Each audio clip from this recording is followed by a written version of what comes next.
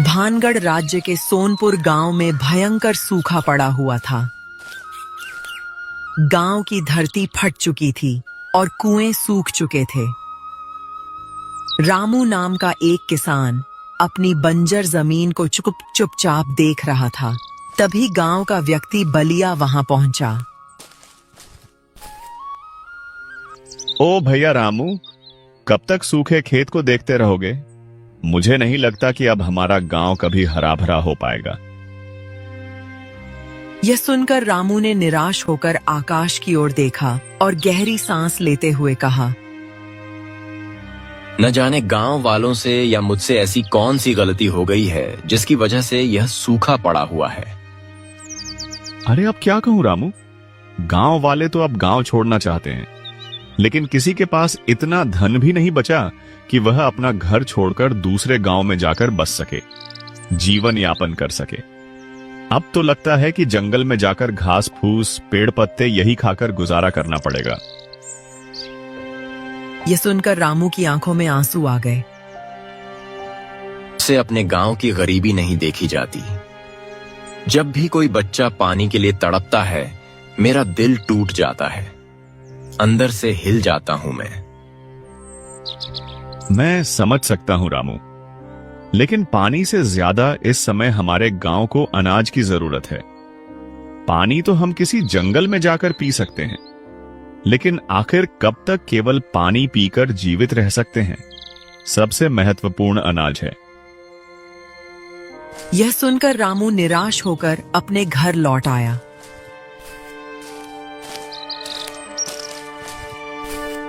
घर पर आते ही उसकी पत्नी नीलम उससे बोली, आखिर कब तक हमें सूखे गांव में रहना पड़ेगा? मुझे लगता है हमें यह गांव छोड़ देना चाहिए। अरे नीलम, तो तुम्हें क्या लगता है कि मैं छोड़ना नहीं चाहता? परंतु क्या करूं? इस गांव में मेरा बचपन बीता है। इसी गांव की गलियों में मैंने अपने दोस्तों के साथ शामें बिताई हैं। इसी गांव में मैं बड़ा हुआ। अपने ही गांव के लोगों को छोड़कर कैसे भाग सकता हूं मैं? सोचो, बोल तो ऐसे रहे हो जैसे इस गांव के राजा महाराजा हो। अरे तुम क्यों नहीं समझते कि इस गांव की धरती ने अनाज उगाना बंद कर दिया है और दूसरे राज्य ने अब हमें भीख में अनाज देना भी बंद कर दिया है। कितनी बार कहा है तुमसे कि जाकर राजा सूरज सिंह से मदद मांगो, लेकिन मेरी बात तो कोई गांव वाला सुनता ही नहीं। हाँ, चिंता मत करो, मैं सुखदेव चाचा से इस बारे में बात करूंगा।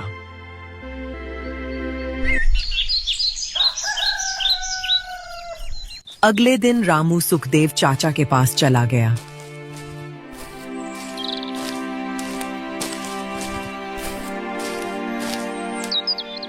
बात यह है कि आप तो देख ही रहे हैं, गांव में भूखमरी बढ़ती चली जा रही है। तो चाचा, क्यों ना हम राजा सूरज सिंह से मदद मांगने जाएं? अच्छा, और तुम्हें क्या लगता है कि राजा सूरज सिंह से गांव वालों ने मदद मांगने का प्रयास नहीं किया होगा? मैं वहां पर स्वयं गया था, लेकिन राजा ने साफ साफ मना कर दिया। उन्होंने कहा कि वह पहले ही बहुत मदद कर चुके हैं, हम और नहीं कर सकते। बल्कि उनके मंत्री ने तो यह तक कह दिया कि हमारा गांव श्रापित है। श्रापित इसीलिए तो 5 साल से बारिश नहीं हुई। बिना मुखिया के गांव ऐसा ही होता है चाचा। कुछ भी कहो, मुखिया जैसा भी था, लेकिन वह समय पर अच्छी सलाह तो दिया करता था।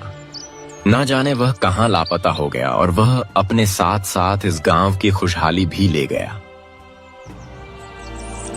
सही कह रहे हो रामू, मुखिया का परिवार भी बहुत परेशान रहा, लेकिन मुखिया का कुछ पता नहीं चला। जंगल का कहकर गया था और आज तक लौटा ही नहीं। उसके जाने के बाद गांव में कभी खुशहाली नहीं आई। वैसे भी गांव वाले उसे नफरत करते थे। हाँ, वो तो इसलिए क्योंकि मुखिया थोड़ा लालची किस्म का आदमी था। पर लेकिन गांव वाले इतनी भी ज्यादा नफरत नहीं करते थे कि वो गांव छोड़कर ही चला जाए। इतना कहकर रामू वहां से चला गया। तभी एक 10 वर्ष का बच्चा उसके पास आ पहुंचा। चाचा चाचा, मुझे भूख लगी है, मेरे घर में 2 दिन से कुछ भी नहीं बना। इतना कहकर वो बच्चा बेहोश हो गया। रामू की आंखों में आंसू आ गए। वो गांव की ओर नहीं गया, बल्कि जंगल की राह पकड़ ली।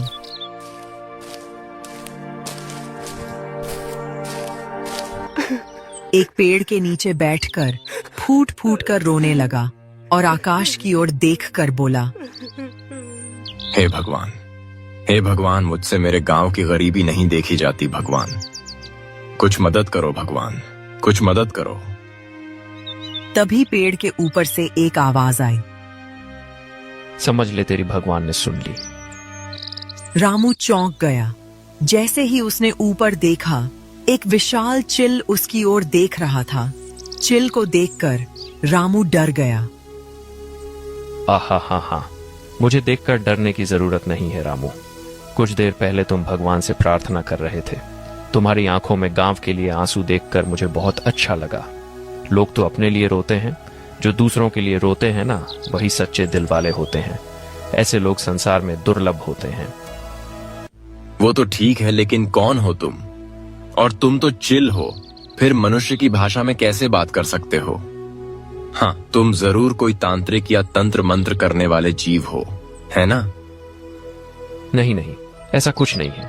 मुझे बस अपना मददगार समझो। अरे लेकिन तुम मनुष्य की भाषा में कैसे बात कर सकते हो? ओहो, अब यह बताने का समय अभी नहीं है मेरे पास। समय आने पर तुम्हें सब पता चल जाएगा। रामू बुरी तरह से डर गया और डरते हुए भागता हुआ अपने घर की ओर लौट गए।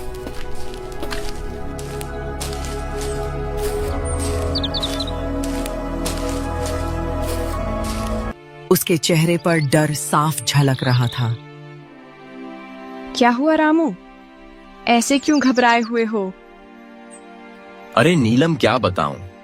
जंगल में एक पेड़ के नीचे बैठा हुआ मैं भगवान से पूछ रहा था कि यह मुसीबत क्यों है, क्यों मेरे गांव के लोग इतनी तकलीफ में हैं। तभी पता है क्या हुआ। तभी पेड़ पर बैठा एक चिल मुझसे इंसानी आवाज में बात करने लगा। हे भगवान, क्या सच कह रहे हो? हाँ नीलम, मैं सच कह रहा हूँ। कहीं तुम्हारा वहम तो नहीं था? अरे नहीं नहीं नहीं नहीं, मेरा कोई वहम नहीं है। मैंने उससे बात की है। पहले ही हम भूख, गरीबी और भूखमरी से परेशान हैं। ऊपर से गांव में पहले ही तरह तरह की अफवाहें उड़ रही हैं कि यह गांव शापित है, और अब जंगल के पक्षी भी इंसानी आवाज में बात करने लगे हैं। मैं तो कहती हूँ इस गांव को छोड़ देते हैं। क्या भरोसा, कल को कोई चीता भी इंसानी आवाज में बात करने लगे और हमें खा जाए। रामू नीलम की बात सुनकर गहरी सोच में डूब गया। कुछ पल बाद वो धीमे स्वर में बोला, चिल इंसानी भाषा में भला कैसे बोल सकता है? जरूर यह कोई बहुत बड़ा रहस्य है। अगले दिन रामू अपनी पत्नी नीलम के साथ अपने सूखे खेत की ओर चला गया।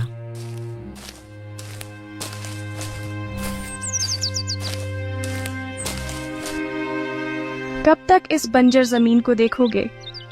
अब तुम्हारी किस्मत में हल चलाना नहीं लिखा। ऊपर वाले ने जैसे गांव पर रहमत बरसाना बंद कर दिया है।